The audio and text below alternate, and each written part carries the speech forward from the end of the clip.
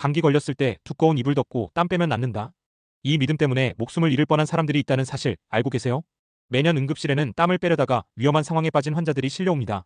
체온이 40도를 넘나들며 의식을 잃고 심장이 빨리 뛰고 경련을 일으키는 사람들 말이에요. 그런데 이 이야기를 듣고도 여전히 이렇게 말하실 수도 있겠죠. 아니야, 우리 할머니도 그랬고 나도 그렇게 해서 나았는데? 맞아요. 정말 많은 사람들이 이렇게 생각합니다. 할머니, 할아버지부터 시작해서 부모님, 그리고 우리까지. 대를 이어 내려온 믿음이에요. 감기에 걸리면 어떻게 하시나요? 두꺼운 이불 여러 겹 덮고 난방을 최대로 틀고 뜨거운 차를 마시면서 땀이 날 때까지 참고 견디는 것. 그런데 정말 땀을 빼면 감기가 낫는 걸까요? 여기서 진짜 질문이 시작됩니다. 우리가 당연하다고 믿어온 이 방법이 과학적으로는 어떤 의미를 가질까요? 의학계에서는 이미 명확한 답을 내렸습니다. 인제대학교 서울백병원 내과 여모기 교수는 이렇게 말합니다. 열이 날 때 땀을 더 내려고 열을 가하는 일은 피하는 것이 좋다. 서울 성모병원 가정의학과 김경수 교수도 경고합니다. 노약자나 몸이 많이 약해진 사람의 경우 과도하게 땀을 빼면 오히려 합병증이 생기거나 탈수를 유발할 수 있다. 왜 그럴까요? 그 이유는 열이 나는 원리부터 시작됩니다. 열이 나는 건 면역 반응의 일환입니다. 감염이 발생하면 우리 몸의 면역 세포들이 사이토카인이라는 물질을 분비하죠. 이 물질이 뇌의 시상하부에 신호를 보내 체온을 올립니다. 그 이유는 간단해요. 바이러스나 세균의 증식을 억제하고 면역 세포의 활동을 촉진하기 위해서죠. 즉, 발열 자체가 우리 몸이 질병과 싸우는 자연스러운 방어 메커니즘입니다. 그런데 여기서 억지로 땀을 빼면 어떤 일이 생길까요?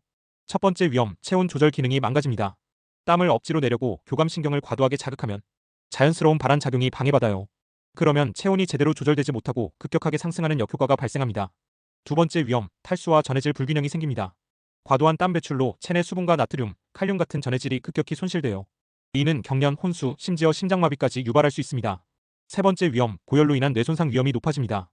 체온이 40도에 가까워지면 뇌세포와 신경계가 손상될 수 있어요. 특히 5세 미만 어린이는 열성 경련이 발생할 수 있습니다. 네 번째 위험, 열사병 위험이 높아집니다. 체온이 40.5도 이상 올라가면 의식소실, 경기, 정신착란 등이 나타날 수 있어요. 심한 경우 생명을 위협하는 응급 상황이 되는 거죠. 자, 그렇다면 어떻게 해야 할까요? 이 시점에서 우리는 새로운 길을 배워야 합니다. 잘못된 길에서 벗어나 올바른 방법으로 회복하는 길로요. 첫 번째, 충분한 수분 섭취. 감기에 걸리면 발열, 콧물, 자연스러운 땀으로 인해 체내 수분이 손실되기 쉬워요. 따뜻한 물, 꿀물, 생강차 등을 자주 마셔주세요. 수분은 가래를 물기에서 배출을 쉽게 하고 열로 인한 탈수 증상도 줄여줍니다. 두 번째, 적절한 온도 유지. 체온이 자연스럽게 조절될 수 있도록 해주세요. 체온보다 약간 높거나 비슷한 정도의 온도에서 10분 이내로 빠르게 샤워하는 것도 좋아요. 세 번째, 충분한 휴식. 이게 가장 중요합니다. 휴식이야말로 면역 체계가 바이러스와 싸우는데 가장 필요한 것이니까요. 그렇다면 결국 우리가 알아야 할 진실은 무엇일까요? 감기는 바이러스에 의해 발생합니다.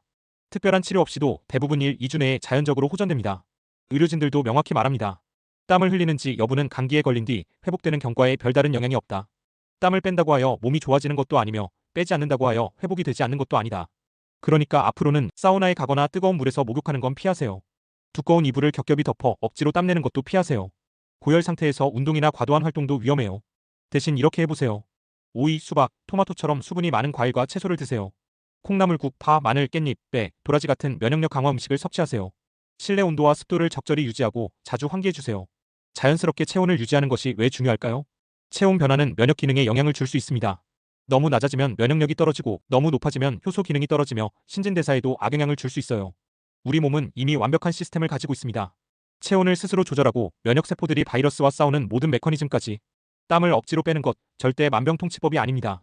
오히려 해로울 수 있다는 것 꼭 기억해두세요. 충분한 수분 보충, 충분한 휴식, 그리고 몸의 자연스러운 회복 과정을 기다리는 것. 이것이 가장 안전하고 과학적인 감기 치료법입니다.